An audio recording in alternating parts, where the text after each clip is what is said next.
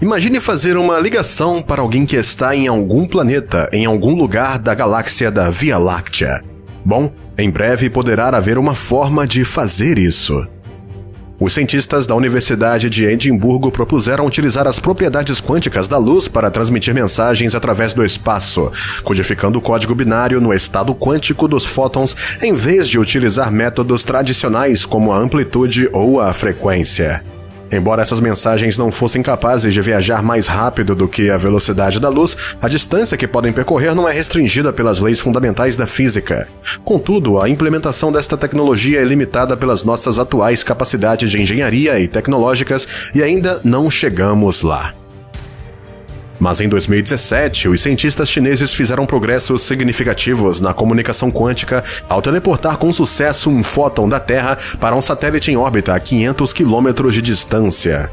Outros cientistas acreditam que, se há outras civilizações por aí, é possível que já estejam utilizando a comunicação quântica. E outros investigadores acreditam que pode haver mais de 30 civilizações alienígenas da Via Láctea comunicando ativamente entre si. Enquanto continuarmos a procurar vida inteligente além do nosso planeta, muitos colocam a questão: seremos capazes de compreender e comunicar com seres extraterrestres assim que os encontrarmos? E na nossa busca de contato com outros mundos, será que, involuntariamente, poderemos desencadear consequências imprevistas que poderão pôr em perigo toda a vida na Terra?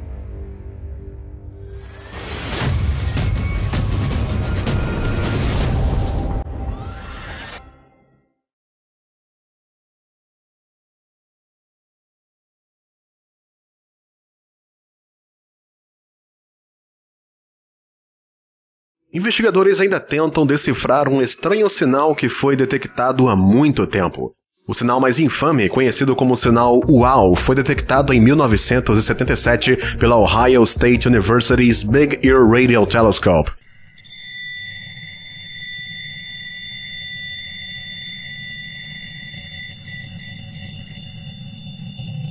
O sinal durou 72 segundos e foi 30 vezes mais intenso do que os sinais de rádio habituais. Apesar de ter sido analisado pelos computadores mais poderosos atualmente em funcionamento, a origem do sinal continua sendo um mistério. E agora que ouvimos este sinal e não temos a certeza de onde veio, talvez seja a altura de nos prepararmos para o caso de sermos contatados um dia por uma raça estrangeira ou de ouvirmos novamente um sinal semelhante. E a tecnologia que utilizamos para encontrar este sinal não é nada em comparação com o que temos hoje. O Allen Telescope Array, localizado no norte da Califórnia, é o maior radiotelescópio do planeta e está atualmente à procura de sinais extraterrestres do espaço. Atualmente, a matriz é composta por 42 antenas, mas os cientistas esperam eventualmente aumentar esse número para 350. Com seus poderosos instrumentos e tecnologia avançada, o Allen Telescope Array é capaz de analisar uma vasta extensão do universo numa questão de meses, analisando rapidamente o que telescópios mais antigos e tecnologia obsoleta levaram décadas para conseguir. Com a ajuda desses telescópios e da nova tecnologia que está sendo criada hoje em dia, poderemos em breve ouvir falar de uma civilização alienígena. A NASA está atualmente estudando diferentes formas de comunicar com a vida extraterrestre que possa existir lá fora no universo. O rápido desenvolvimento de sistemas de inteligência artificial e computadores quânticos da próxima geração dá à agência espacial esperança de sucesso.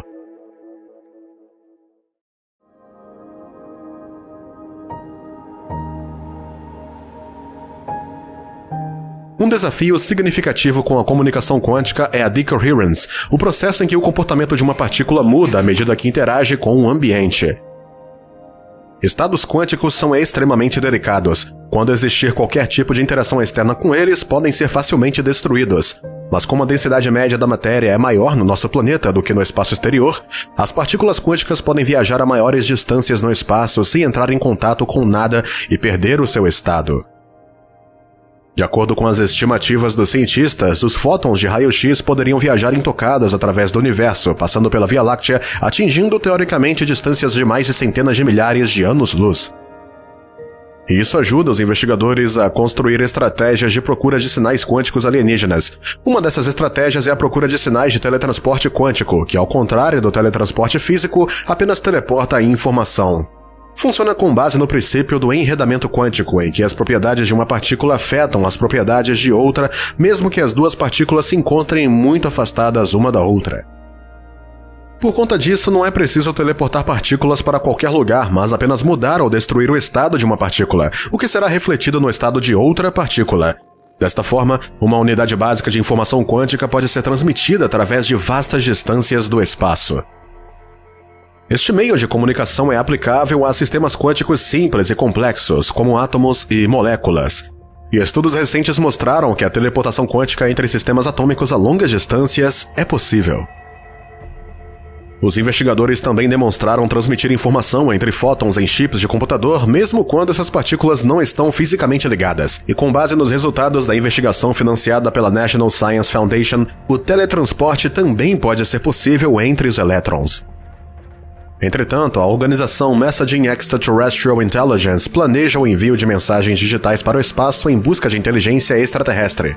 Os sinais devem chegar ao sistema exoplanetário TRAPPIST-1 a 39 anos-luz de nós.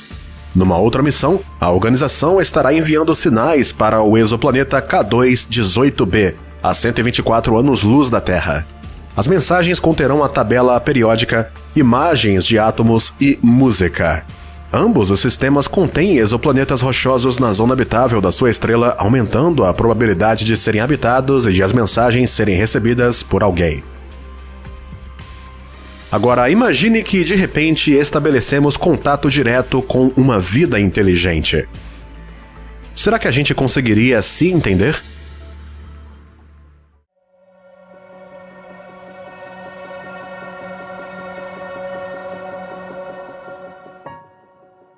Os humanos comunicam principalmente através da linguagem falada, usando uma gama de frequências muito estreita de 85 a 255 Hz para o som e frequências entre 430 e 790 THz para a luz. Este método não é universal nem mesmo no nosso planeta.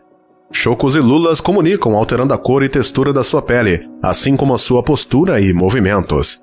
Os golfinhos utilizam a ecolocalização, o clique e o assobio. Os cientistas dizem que encontrar o método de comunicação é mais um problema técnico. Criaturas inteligentes ainda teriam seus meios de comunicação. Se utilizarem outros comprimentos de onda além dos que nós utilizamos, a tecnologia moderna poderia ajudar-nos a compreendê-los. As baleias utilizam sons de baixas frequências. Não conseguimos ouvir, mas esses sons podem ser relativamente fáceis de converter em comprimentos de onda que nossos ouvidos podem perceber. Há muito tempo a humanidade tenta enviar sinais sobre nós para o espaço, mas o principal problema é que a comunicação com extraterrestres em qualquer língua da Terra pode ser inútil. E mesmo com fotos, vídeos, a diferença de percepção ainda pode estar lá. Por exemplo, eles podem interpretar os sorrisos como uma manifestação de agressão. Poderíamos então usar fórmulas matemáticas e geométricas para ajudar os outros a compreender os nossos meios de comunicação? Os cientistas acreditam que os extraterrestres podem não ser capazes de decifrar os nossos símbolos e nós podemos não ser capazes de entender os deles. Vamos pegar algo simples. Vamos enviar a eles um hexágono. Pode representar uma molécula química, colmeias de abelhas ou até mesmo um edifício. Especialistas dizem que um número infinito de objetos pode corresponder a esta forma geométrica. Assim, parece impossível ir além das abstrações matemáticas sem usar linguagem. Em geral, a matemática das civilizações extraterrestres pode diferir significativamente da nossa. Contudo, continuamos a viver no mesmo universo, e algo deve unir a gente, e esse algo pode ser a física. Dentro dos limites de universo, temos as mesmas leis da natureza. Mas, segundo os cientistas, ainda é pouco provável que outras civilizações utilizem regras e convenções científicas semelhantes às nossas. Devido a isso, não há garantias de que compreenderiam corretamente os nossos sinais e fórmulas. A mesma coisa aconteceria se tivéssemos acesso à física dos extraterrestres. Imagine que um dia recebemos uma fórmula contendo uma nova lei da física que poderia mudar as nossas vidas para melhor. Mas o problema é que ela é construída sobre matemáticas totalmente diferentes e está escrita em sinais desconhecidos.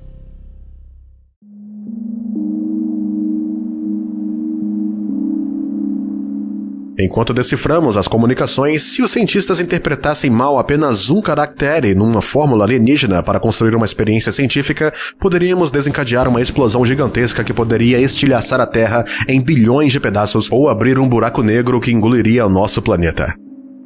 É um pensamento assustador, mas não impediu os cientistas de tentar encontrar e comunicar com uma civilização extraterrestre. Se uma civilização altamente avançada recebesse a mensagem, poderia possuir os meios para decifrar as línguas da Terra. No entanto, sua compreensão exigiria uma semelhança com nossa própria biologia e cultura. Por exemplo, vamos pegar esta frase simples: a avó faleceu, funeral na quarta-feira. A tradução entre as línguas da Terra só é possível porque partilhamos pontos de referência comuns. Se a vida alienígena não tivesse a mesma hierarquia familiar, por exemplo, eles não teriam o conceito de avós, nem teriam a experiência da morte ou do enterro. E se seu planeta estivesse em acoplamento de maré com sua estrela, não teriam ciclos diurnos e noturnos como nós temos. É também improvável que os seres extraterrestres que evoluíram de forma diferente dos humanos tenham línguas ou gestos semelhantes aos nossos, podem nem sequer ter bocas, olhos ou ouvidos. Imagine uma criatura extraterrestre que seja uma bolha gelatinosa ou apenas uma bola de espinhos. E é possível que pudéssemos enfrentar algo muito mais estranho. Por exemplo, uma forma de vida com uma composição química diferente da nossa. A vida na Terra é baseada em carbono. Todos os organismos vivos são feitos dele, desde as bactérias aos seres humanos, mas pode não ser o caso no resto do universo. Os astrobiólogos chamam isto de chauvinismo do carbono. Mas a vida pode se desenvolver com base em qualquer elemento, como boro ou enxofre. No entanto, o elemento de construção da vida mais provável seria o silício, que é abundante no espaço. É quimicamente muito semelhante ao carbono e tanto o silício como os átomos de carbono podem formar ligações complexas com 4 outros átomos ao mesmo tempo. Recentemente, investigadores do Instituto de Tecnologia da Califórnia descobriram que mesmo as bactérias da Terra criam compostos silícico-orgânicos. Nisso, eles mostram como seriam as criaturas baseadas em silício, mas poderiam ainda assim ser completamente diferentes, por exemplo, criaturas inteligentes na forma de cristais ou pedras. E é difícil imaginar como se poderia estabelecer contato com tais formas de vida. Agora que vimos... Em setembro de 2022, o SpaceX testou todos os 6 motores Raptor da sua nave espacial Starship. As impressionantes imagens do evento foram publicadas no Twitter pelo chefe da empresa, Elon Musk. A nave estelar deverá lançar o seu primeiro voo de teste nos próximos meses e, finalmente, em 2029, a nave com os astronautas a bordo será enviada para Marte. Se tudo ocorrer como planejado, será um incrível avanço no desenvolvimento da astronáutica. Mas Elon Musk sabe que o principal sonho da humanidade é alcançar estrelas distantes e talvez encontrar a vida ou uma segunda casa. Além do SpaceX, a NASA também está a um passo de implementar os seus programas. As empresas aeroespaciais da China e de outros países não estão muito atrasadas. Então, quem ganhará a nova corrida espacial? E quais as tecnologias que permitirão às empresas alcançar os seus objetivos mais rapidamente? A Starship é o maior foguete da história da humanidade, cerca de 120 metros de altura. O foguete ultrapassou o lendário foguete Saturn V da NASA, que se elevou a 111 metros. Imagine quanta energia é necessária para levantar uma nave tão grande e colocá-la no espaço. SpaceX fez todas as apostas no seu novo desenvolvimento, o imbatível Raptor 2. É um motor de foguete de ciclo de combustão de fluxo total, no qual o principal componente do combustível e o oxidante são alimentados simultaneamente. O combustível passa por uma série de câmaras, pelo que arde em múltiplas fases. O Raptor é o único motor com tais características atualmente em produção.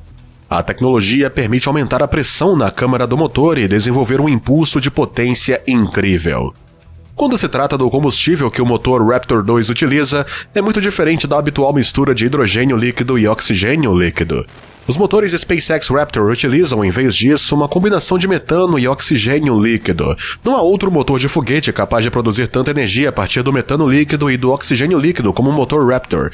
Mas a principal razão para a mudança para metano e oxigênio líquido é que queima muito mais limpo que a mistura RP1 habitual. O metano evita a acumulação de depósitos no motor em comparação com outros combustíveis como o querosene, um processo conhecido como cooking. Enquanto que seu desempenho superior permite custos mais baixos. Se não precisar de limpar a fuligem dos seus motores de foguetes no final de cada voo, tornar os foguetes reutilizáveis, que podem ser renovados e reflorestados rapidamente, se torna muito mais prático. A renovação de um foguete na superfície de Marte para regressar à Terra não é uma coisa fácil de fazer, até mesmo nas melhores circunstâncias. Muitos peritos consideram a primeira fase da nave espacial, o impulsionador, uma maravilha tecnológica. Os principais motores do foguete Saturn V atingiram cerca de 35 meganewtons no lançamento, o que representa quase 8 milhões de libras de força. A primeira fase da nave espacial, o propulsor Super Heavy, tem o dobro da potência, cerca de 75 meganewtons. Em apenas 6 minutos após a decolagem, a primeira fase da nave vai acelerar a nave a uma velocidade de 8.650 km por hora. Em seguida, o impulsionador vai se desprender e voltar para a Terra. A seção da nave estelar, com seus 6 motores Raptor, impulsionará a nave até o seu destino. O primeiro foguete da fase regressará à Terra e será reabastecido e preparado para o próximo lançamento. O material do casco do navio também vai poupar custos. Os criadores da nave espacial escolheram um aço inoxidável. Embora isso pareça ser mais caro, o alumínio e a fibra de carbono, que também são utilizadas na construção aeroespacial, são muito mais caros. Por exemplo, o preço da fibra de carbono é de $135 por quilo. A quantidade equivalente de aço inoxidável custa apenas cerca de $3 por quilo. Uma vantagem importante do aço inox é também o seu elevado ponto de fusão.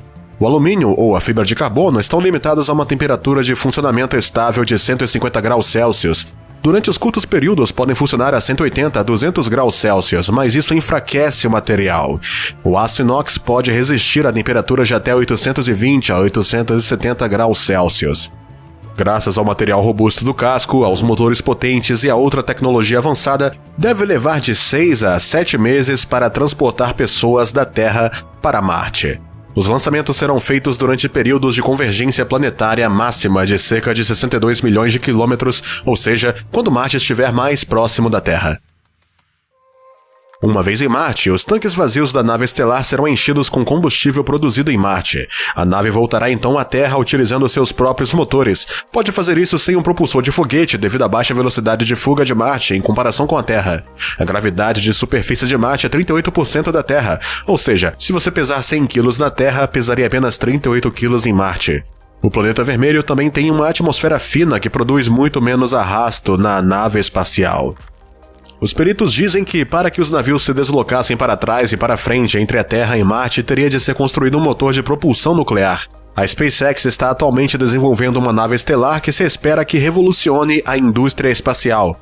Ao contrário dos foguetes tradicionais que utilizam combustível químico, o SpaceX pretende utilizar a fusão nuclear para impulsionar os seus foguetes.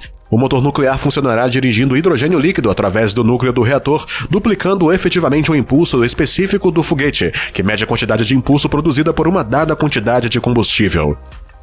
O foguete alimentado por produtos químicos tem um impulso específico de 450 segundos, enquanto o foguete alimentado por energia nuclear atinge 900 segundos. A equipe da SpaceX está também trabalhando para melhorar ainda mais o impulso específico dos motores nucleares das suas naves no futuro. Mas mesmo na fase atual de desenvolvimento, segundo os peritos, o tempo de voo para Marte será reduzido em mais de 25%, ou quase 2 meses. A NASA também tem estado ocupada com o seu projeto Artemis 1 para levar os humanos de volta à Lua. E no passado, em novembro, a NASA realizou um voo de teste do Artemis 1 e em abril deste ano, os astronautas que irão à Lua serão selecionados. A China também se juntou à corrida espacial. A China Aerospace Science and Technology Corporation afirma ter realizado com sucesso os testes no solo de um novo motor de foguete no dia 5 de setembro de 2022. De acordo com os peritos chineses, tem o dobro da força de propulsão do Orion. O motor foi concebido para os foguetes reutilizáveis Long March 9 da China.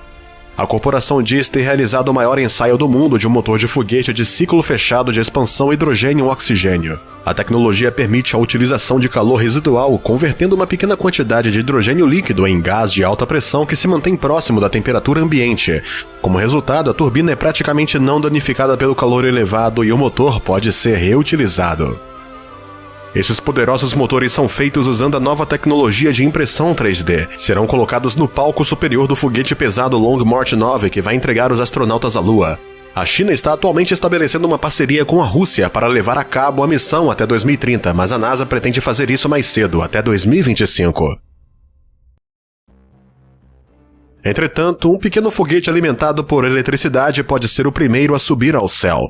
Os cientistas do Centro de Investigação Glenn da NASA fizeram um avanço no desenvolvimento de sistemas de propulsão elétrica para foguetes. Os dispositivos alimentam a energia do Sol em gases inertes e transformam em propulsão extremamente eficiente. A tecnologia requer menos combustível, reduz o seu custo de lançamento e reduz o seu peso em geral. Os cientistas do Glenn Research Center trabalham na propulsão iônica desde os anos 50, e seu último feito é o sistema de propulsão iônica de 7 kW chamado NEXT-C. O propulsor de íons foi utilizado na nave espacial para a missão DART, que foi uma missão de teste destinada a proteger a Terra dos perigosos asteroides. Em setembro de 2022, a nave espacial DART de 610 kg colidiu com sucesso com o asteroide Dimorphos.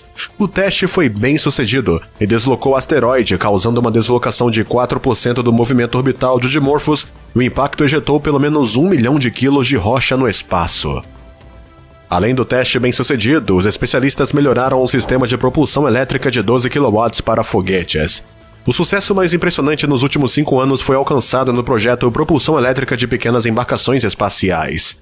Foram desenvolvidos motores de sub-kilowatt extremamente produtivos e tecnologias de processamento de energia para pequenas naves espaciais. A NASA prevê a propulsão elétrica para enviar naves além do Sistema Solar e, num futuro próximo, querem lançá-las para a Lua, Marte, Vênus e até para os planetas exteriores. Mas já existem projetos como este nas obras. Por exemplo, a iniciativa Breakthrough Starshot está se preparando para enviar um enxame de mini-sondas de vela para o planeta Próxima Centauri B. Cada embarcação na frota não vai pesar mais do que 1 grama. Mas, em vez de vento, as velas destas minúsculas embarcações serão empurradas por feixes de laser de instalações na Terra. Utilizando um conjunto de lasers com uma potência de 100 gigawatts por quilômetro quadrado, os peritos esperam acelerar os navios para 20% da velocidade da luz. Se estima que a flotilha atinja a Próxima Centauri B em apenas cerca de 20 anos e que a primeira embarcação possa ser lançada por volta de 2036. Os cientistas estão atualmente testando material para os nanorobôs que não devem derreter e ser durável com colisões com partículas ou rochas no espaço. Até agora, os nanotecidos à base de nitreto de silício e nitreto de boro têm sido considerados os melhores. Tais velas proporcionarão uma alta refletividade e um arrefecimento rápido. No futuro, tais materiais poderiam ser adequados para as enormes velas de grandes naves espaciais concebidas para voos interestelares de astronautas. Os engenheiros já começaram a desenvolver este projeto, embora seja muito mais complicado. Será necessária uma vela gigante de várias centenas de milhas em tamanho para viajar através da galáxia, porque primeiro teremos que construir coisas na Lua, incluindo os lasers para alimentar essas naves espaciais. De acordo com uma estimativa, os lasers deverão ser 1000 vezes mais potentes do que a radiação da Terra. Veja esta invenção chamada de máquina de movimento perpétuo e veja como funciona. Você já viu ela antes e acha que há algo de errado com o que você está vendo? Ou você acha que está funcionando normalmente? Agora dê uma olhada sob a base desta pequena invenção. Isso te faz se sentir melhor? Ou será que fomos enganados a pensar que essa invenção funciona de verdade e essa bola de aço continuaria em seu ciclo para sempre? Bom, há uma razão pela qual há uma bateria e um eletroímã escondido embaixo deste dispositivo, porque sem ele seria impossível que a bola de aço continuasse nesse loop eterno, porque quebraria a primeira e a segunda lei da termodinâmica. Ela não é uma máquina de movimento perpétuo, e há muito mais exemplos como este. Mas será possível que um dia uma máquina de movimento perpétuo se torne verdade? Antes de chegarmos às invenções realmente interessantes, é importante compreender as leis que uma máquina de movimento perpétuo quebraria. Uma máquina de movimento perpétuo, em teoria, seria um dispositivo que poderia continuar a funcionar infinitamente sem qualquer perda de energia, o que significa que funcionaria com 100% ou maior da eficiência. Dito isso, a primeira lei da termodinâmica, ou lei da conservação da energia, afirma que a energia não pode ser criada ou destruída, mas apenas transferida para outra coisa. Um bom exemplo disso é o pêndulo de Newton, que muitos de nós já vimos antes. Mostra a conservação do momento e a conservação da energia com o impacto e o balanço das esferas de aço suspensas por arame ou cordas. O oscilar e clicar continuamente disso é prova da lei de conservação da energia de Newton, que afirma que a energia não pode ser criada ou destruída. Ela simplesmente muda de forma. E é por isso que não é uma máquina de movimento perpétuo, porque as bolas de aço perdem energia para muitas coisas.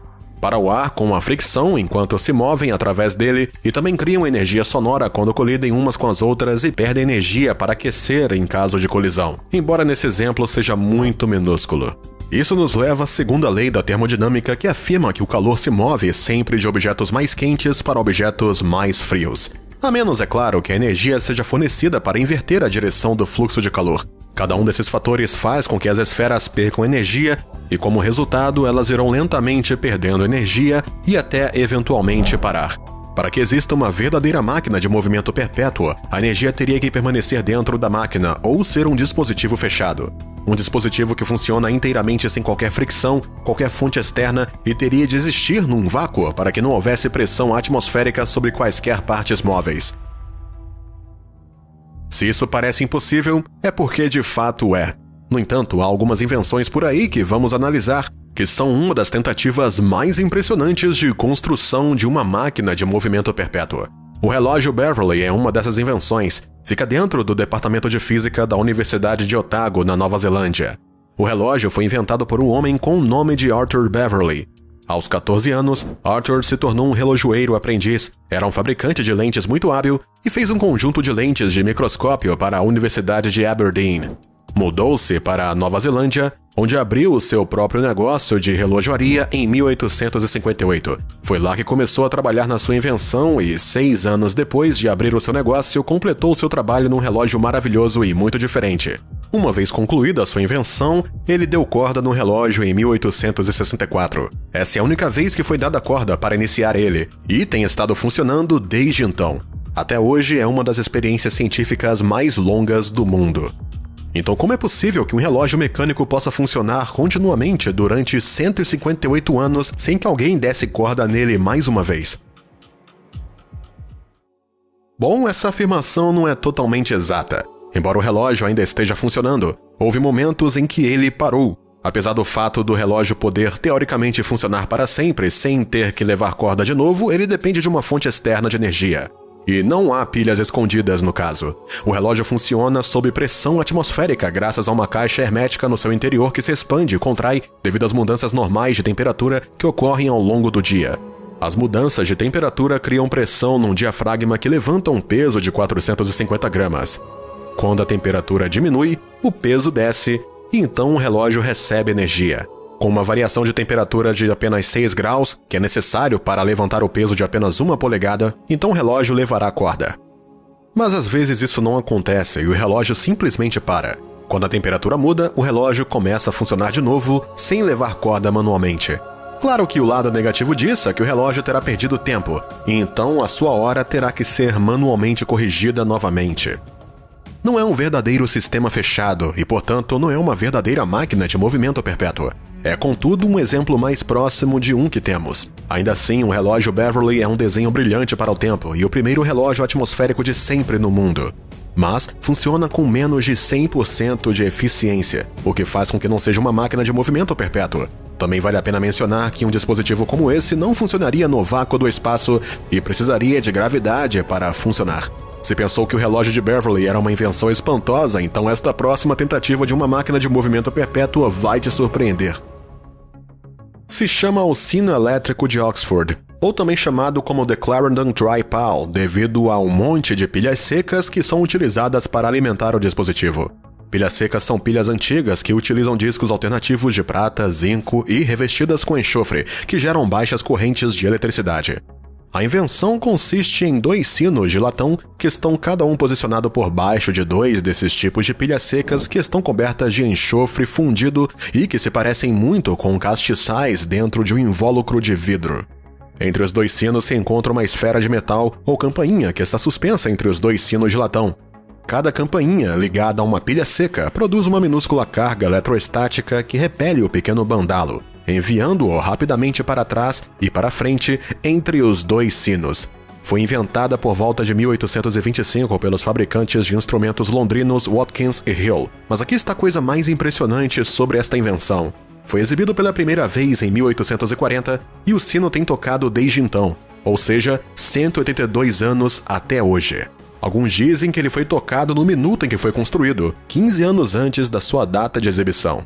E algumas estimativas afirmam que o sino tocou mais de 10 bilhões de vezes e que ainda hoje toca.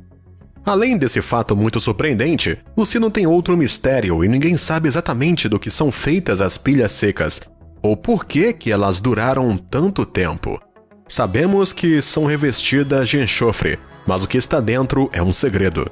E não se esperava que durassem muito tempo.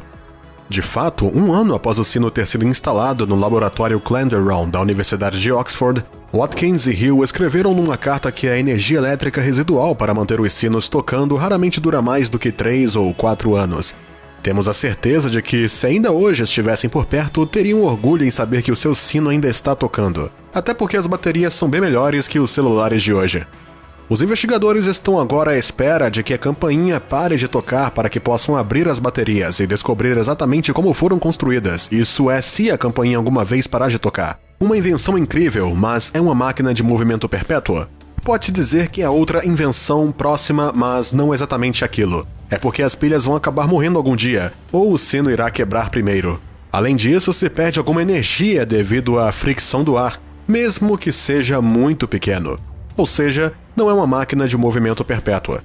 Falamos um pouco sobre a fricção do ar com o pêndulo do Newton, e pode-se ver como a fricção do ar vai acabar parando o sino de Oxford, fazendo com que ambos funcionem com menos de 100% de eficiência. Que tal então uma invenção que esteja num vácuo, parcial ou completo? Bom, uma invenção como essa já existe. É chamado de radiômetro Crookes, ou moinho ligeiro, e foi inventado pelo químico e físico britânico Sir William Crookes. Um radiômetro é um dispositivo que mede a quantidade de radiação que atinge um objeto. Dentro da lâmpada parcialmente selada a vácuo está um conjunto de 4 palhetas equilibradas num único polo que tem livre movimento. Cada palheta tem um lado refletor branco e um lado negro.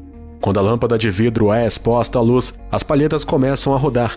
Quanto mais luz for acesa na lâmpada de vidro, mais rapidamente as palhetas no interior vão girar. Seria de se pensar que a luz está de fato exercendo pressão sobre o lado refletor e fazendo ela se mover. No entanto, a verdadeira pela qual as palhetas no radiômetro Crookes giram é algo chamado de transpiração térmica. Então o que acontece é que quando se acende uma luz sobre a lâmpada, o vidro aquece e emite radiação infravermelha invisível, e o lado preto das palhetas quadradas capta mais radiação do que o lado branco, e com isso, a transpiração térmica faz então girar as palhetas. E aliás, o radiômetro Crookes também funciona ao contrário, o que significa que se esfriarmos a lâmpada derramando água fria sobre ela ou utilizando gelo no vidro, o lado negro das palhetas vai emitir radiação infravermelha melhor do que o lado branco, fazendo com que as palhetas girem na direção oposta. Mas assim como o relógio de Beverly, o radiômetro Crookes não é um sistema fechado e requer forças externas para que funcione. Ou seja, também não é uma máquina de movimento perpétuo. O fato é que uma máquina de movimento perpétuo nunca pode existir. Nunca haverá um sistema fechado que possa funcionar a 100% ou mais de 100% de eficiência. O problema delas é que a maior parte das invenções malucas que andam por aí não tem o objetivo de tentar criar esse dispositivo, que é a função de gerar mais energia do que é colocada dentro. A única coisa que os inventores tentaram até agora e não conseguiram fazer é manter os seus dispositivos funcionando para sempre. Mas há algo na natureza que viola a conservação de energia: os buracos negros. Os buracos negros produzem mais energia do que consomem, violando assim a conservação de energia. Assim, teoricamente, o aumento da massa dos buracos negros causado pelo acoplamento cosmológico poderia ser utilizado para criar máquinas de movimento perpétuo. Digamos que o grande colisor de hadrons é utilizado para criar um buraco negro em miniatura. Esse buraco negro se evaporaria rapidamente, mas quando isso ocorresse, a massa seria um pouco maior do que quando foi criada, gerando uma produção adicional de energia. Tal máquina poderia utilizar a expansão do universo para obter uma produção de energia pura, o que seria equivalente a uma máquina de movimento perpétuo. Poderíamos estar realmente perto de descobrir isso, uma vez que, ainda recentemente, os cientistas criaram um buraco negro criado em laboratório que começou a brilhar após a simulação de um horizonte de eventos. Até lá, teremos que nos maravilhar com as muitas tentativas e invenções estranhas utilizadas por aqueles que afirmam ter feito uma máquina de movimento perpétuo. Então, fala pra gente o que você achou do vídeo. E se você gostou dele, nos dê um like, ajuda bastante a gente. E também fique ligado aqui no canal, se inscrevendo nos vídeos mais incríveis que vão vir aí. Obrigado por assistirem.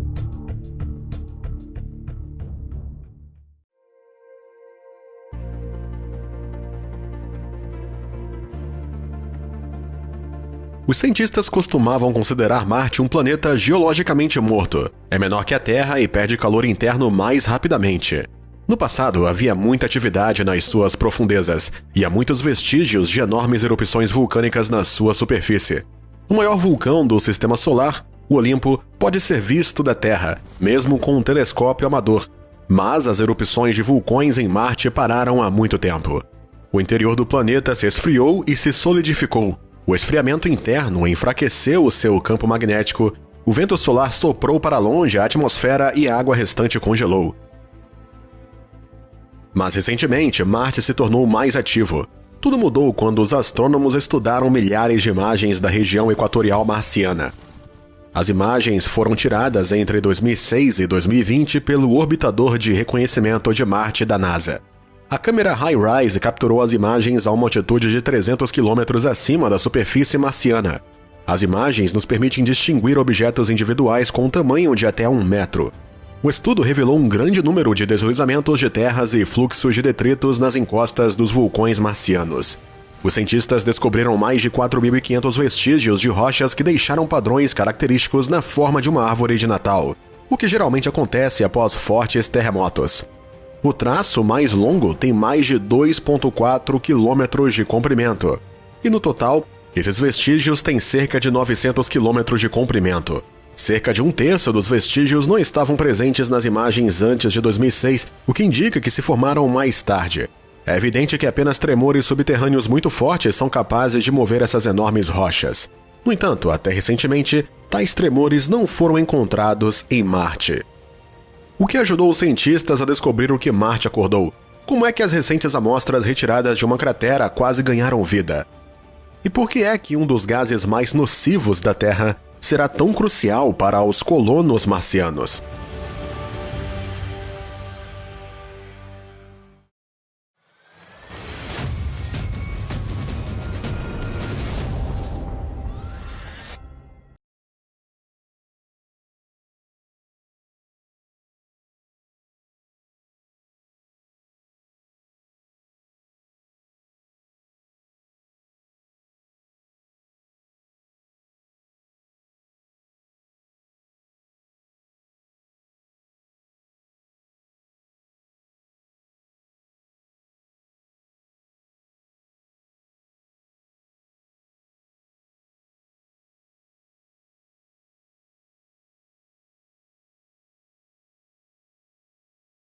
.2 pontos de magnitude foi registrado em agosto de 2021. E depois, em maio de 2022, o planeta vermelho experimentou um maremoto de magnitude 5. Na Terra, isso poderia derrubar janelas em casas e danificar ligeiramente as nossas infraestruturas. Mas foi um acontecimento muito significativo para Marte. Os terremotos são mais fortes devido ao deslocamento de placas tectônicas e erupções vulcânicas. Marte não está assim tão ativo, mas os tremores de 5 pontos mostram que os processos tectônicos não diminuíram nas suas profundezas. Os movimentos e as explosões de magma continuam. Quando o magma sobe, provoca a dobra de uma única plataforma litosférica de Marte, o que leva a terremotos em Marte. Mas será que a atividade geológica em Marte nos aproxima mais da resolução do mistério da sua habitabilidade? Conhecemos esse planeta como um mundo muito duro e inóspito, muito frio, com uma radiação terrível e sem água líquida. E claro, não há nada como elefantes, tigres ou até mesmo ratos na sua superfície. Eles não suportariam tais condições e poderíamos facilmente notar alguns deles com telescópios ou rovers, mas não notaríamos micro-organismos com essas ferramentas. Os micro-organismos são capazes de sobreviver em condições extremas da Terra, pelo que existe a possibilidade de existirem também em Marte, especialmente nas suas profundidades onde é mais quente e não há radiação fatal. Além disso, a descoberta de lagos subterrâneos em Marte é uma descoberta emocionante, pois sugere a possibilidade de água líquida, que é um ingrediente importante para a vida tal como a conhecemos.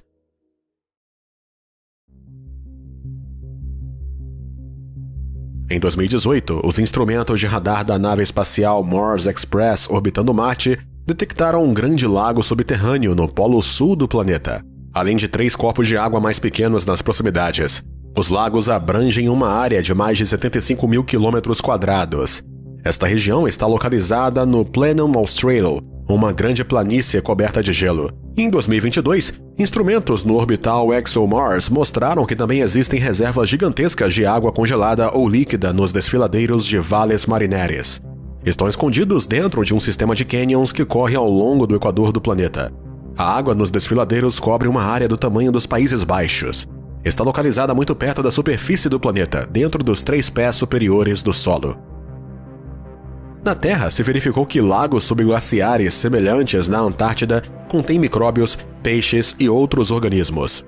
Esse poderia também ser o caso em Marte. Uma pequena quantidade de calor é retida sob a superfície de Marte a partir do interior do planeta, mas pode não ser o suficiente para derreter o gelo. Isso significa que os lagos podem ser congelados devido a uma alta concentração de sal. Se for 20 ou mais vezes mais salgado do que os oceanos da Terra, mesmo os micro-organismos não sobreviveriam. Para compreender isso, os cientistas estão tentando determinar a composição da água nos lagos subterrâneos. Estão também à procura de sinais de vida em corpos de água superficiais secas. Uma vez, muitos lagos e rios correram em Marte. O planeta era mais quente e tinha uma atmosfera. Muitos organismos diferentes poderiam ter vivido em tais corpos de água, mas, até há pouco tempo, não encontramos quaisquer vestígios.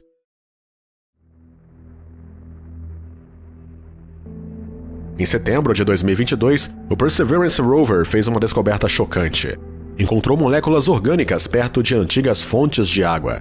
Esta não foi a primeira vez que o rover encontrou matéria orgânica no planeta vermelho, mas essa descoberta é importante porque foi feita num local de fusão de rios antigos, particularmente favorável à vida. Está localizada na cratera de Jezero, com 45 quilômetros de diâmetro. O delta formou-se há cerca de 3,5 bilhões de anos e tem vindo acumulando areia, sujeira e sais ao longo do tempo.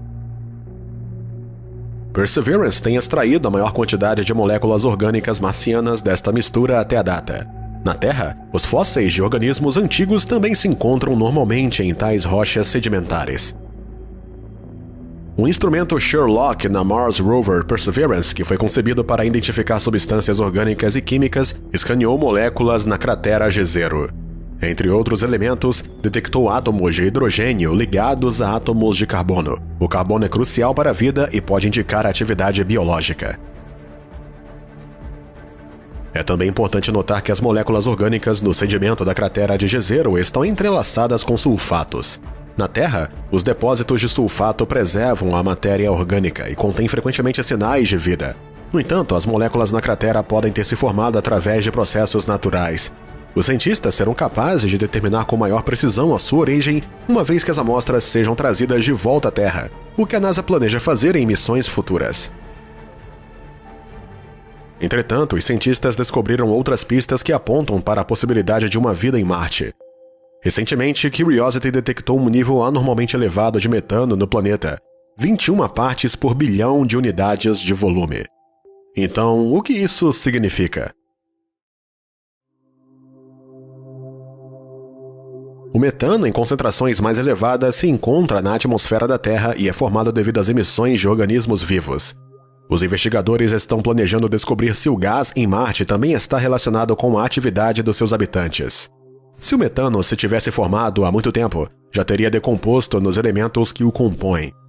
Outra possibilidade pode ser que o gás seja um produto da interação entre a rocha e a água. Mas o metano não é o único gás sobre o qual os cientistas estão curiosos.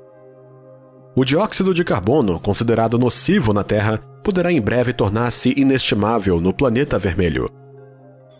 O dispositivo experimental MOXIE, do tamanho de uma torradeira, foi trazido para Marte a bordo da Perseverance. As suas peças foram impressas numa impressora 3D a partir de uma liga à base de níquel resistente ao calor. Sua composição inclui também um aerogel leve para retenção de calor e um fino revestimento externo em ouro que reflete a radiação infravermelha. Graças a isso, o dispositivo único é capaz de resistir a uma temperatura de 800 graus Celsius, na qual ocorre a transformação de gás. MOXIE produziu recentemente oxigênio puro a partir de CO2. Funciona separando os átomos de oxigênio das moléculas de CO2. O subproduto, o monóxido de carbono, é libertado para a atmosfera. A ferramenta foi concebida para produzir até 10 gramas de oxigênio por hora. Contudo, após 1 hora de funcionamento durante o primeiro teste, a produção de gás foi de cerca de 5,4 gramas, o suficiente para deixar um astronauta respirar durante cerca de 10 minutos. O dispositivo é particularmente valioso porque é virtualmente ilimitado em termos de matérias-primas. uma vez que a atmosfera do planeta vermelho é de 96% de dióxido de carbono. Além disso, MOXIE utiliza rególito, que cobre toda Marte. Após o processamento, este solo se torna combustível, ar para respirar ou, combinado com hidrogênio, água.